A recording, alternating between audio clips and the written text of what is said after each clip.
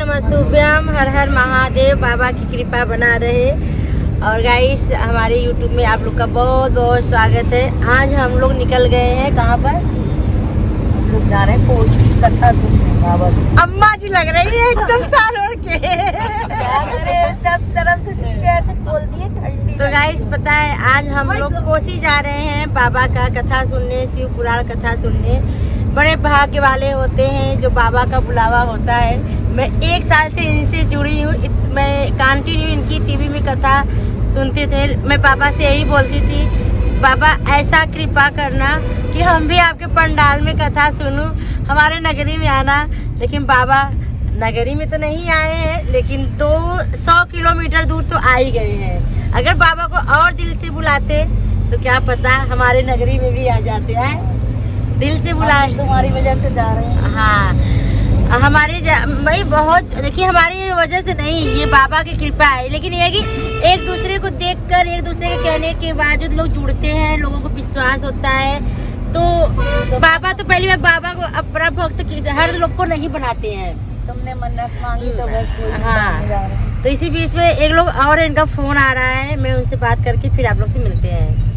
तो गाइस, तो फिर उसके बाद सोनम का फोन आया था, जिनके घर हम गए थे, जिन्होंने मोनिका जी के बेटे को रुद्राक्ष दिया था।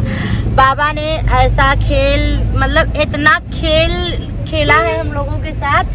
कैसे कैसे खेल, पहले उन्होंने ये चीज रचा, ये चीज होने वाला है, ये चीज ऐसे होगा, फिर इनको इसके साथ इसका जरूरत पड़ेगी। और फिर हमें किसी अदर लोग से, जिसको हम कभी जानते नहीं थे, कभी सुने भी नहीं थे, बाबा ने उनसे हमारी जान पहचान कराया। फिर उसके बाद इनका बेटा बीमार हुआ, फिर बाबा का कृपा हुआ, रुद्राक्ष मिला। बहुत मतलब लंबी कहानी है।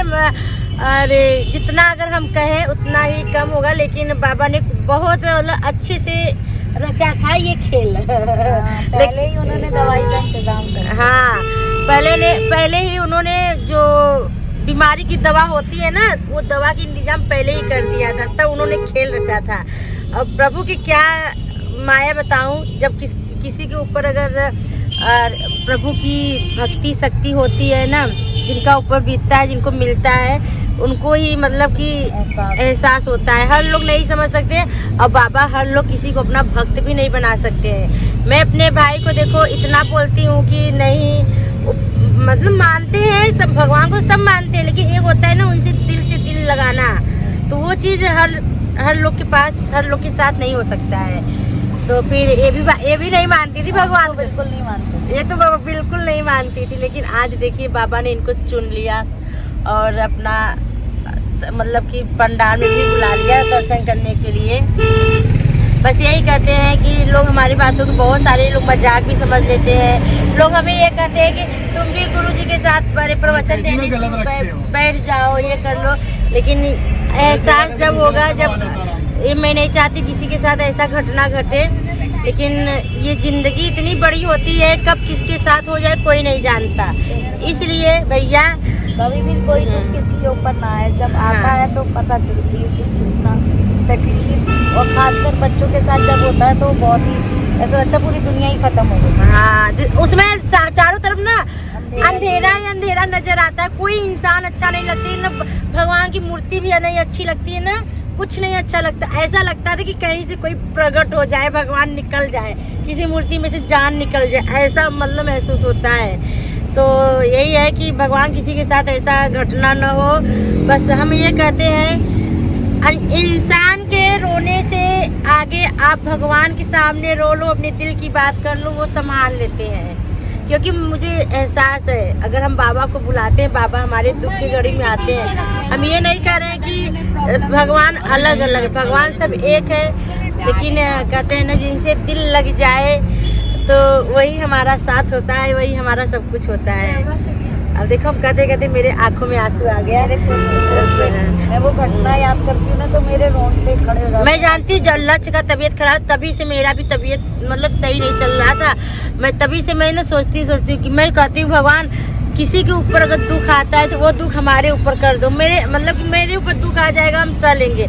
लेकिन जिनको हम जानते हैं, जो मतलब जानते हैं, जिनसे हमारी लगाव हो जाती है, अगर बच्चे के या किसी के आदमी को दुख आता है तो तुमने जो किया भैया उसका दुआओं का तो एहसान कभी भी कोई नहीं उतार अब बाबा आदमी पैसा दे सकता है, जो है वो दे सकता है, लेना देना कर सकता है, लेकिन जो दुआएं होती है उसका एहसान कभी नहीं उतारता। और जिस दिन अरे हमने मन्नत मानी थी उस दिन मेरा पहला पशुपतिनाथ का व्रत था।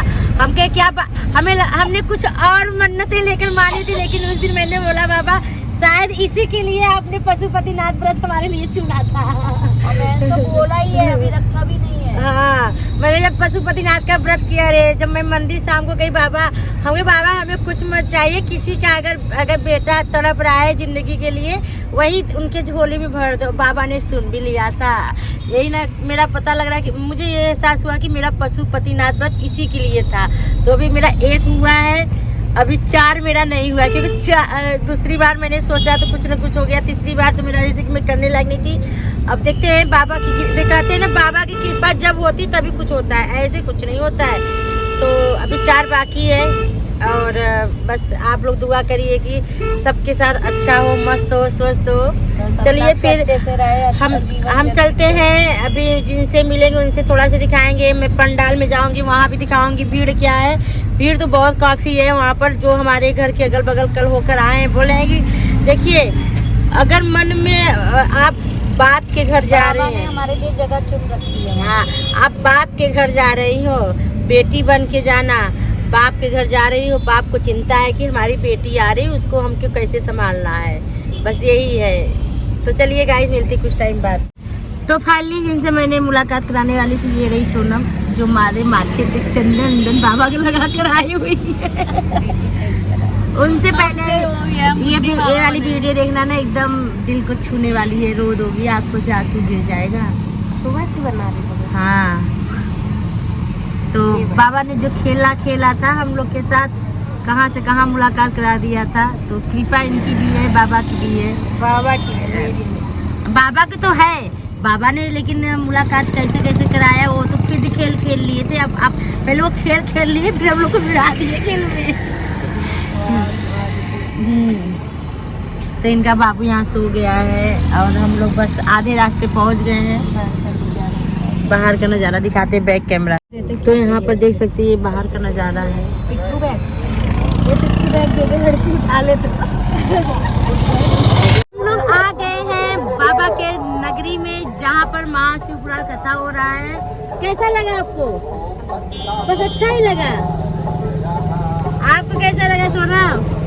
अरे वाह, तो रोना तो आ रहा है भाई। बेटी बाप के घर आई है, 1 साल का इंतजार था, आखिर बाबा ने बुला लिया। चलिए बैक कैमरा करके दिखाते हैं यहीं से।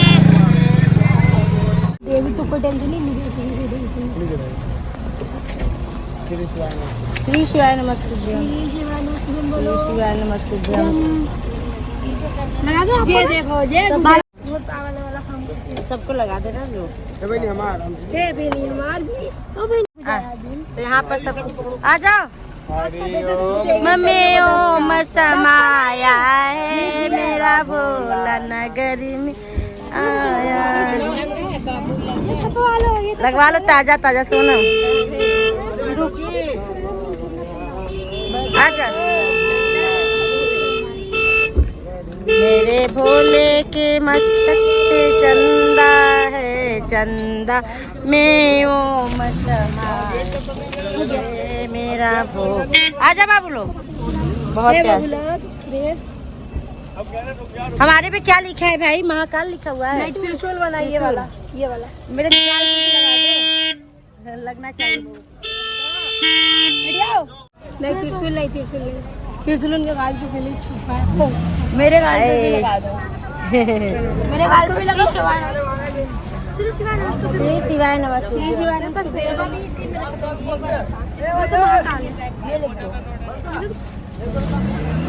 सब लोग को यहाँ पर और किसी गाल में लगाना नहीं, अब दे दिए। तुम्हें लगाओगे? आजा। कल अंकल ने मेरे को भूत बनाया था, आज मैं इनको बना रही।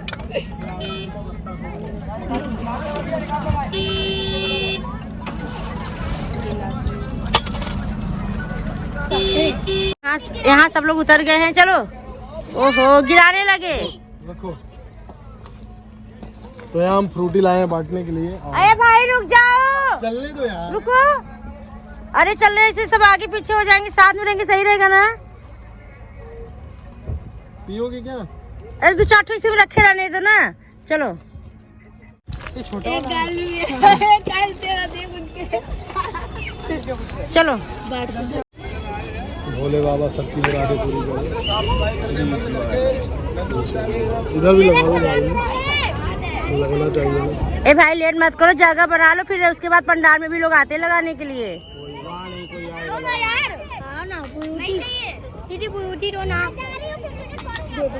जगह तो मिलनी और इसमें ये लो चलो।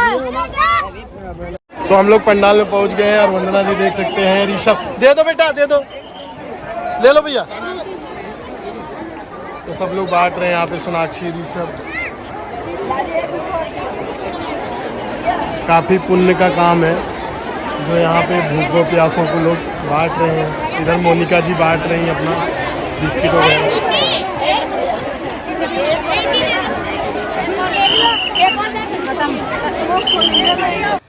तो गाइज हम लोग गुरु जी की कथा में तो पहुंच गए थे और भगवान की कृपा इतना है। अब इतनी भीड़ थी, आप लोग देख भी रहे हैं। अभी तो कथा भी नहीं शुरू हुआ है, अभी लगभग ये बज रहे हैं 12 और कथा 2 मतलब 2:30 बजे शुरू होता है। और इतनी भीड़ थी, हम लोग सोचे थे कि जगह मिलेगा कि नहीं मिलेगा, लेकिन कहते हैं ना, अगर बाबा के घर में बेटी अगर अपनी बाप के घर जा रही तो बाबा भी उसके लिए जगह कहीं ना कहीं बना के रखता है। तो हम लोग ले गए थे, चादर भी ले गए थे कि अगर जगह नहीं मिलेगा कहीं इधर उधर बिछा कर बैठ जाएंगे, लेकिन कोई न कोई भगवान के रूप में मिल ही जाता है। तो वहाँ पर कोई ऐसे बिछाया हुआ था, बोला कि आप लोग आइए यहीं बैठ जाइए।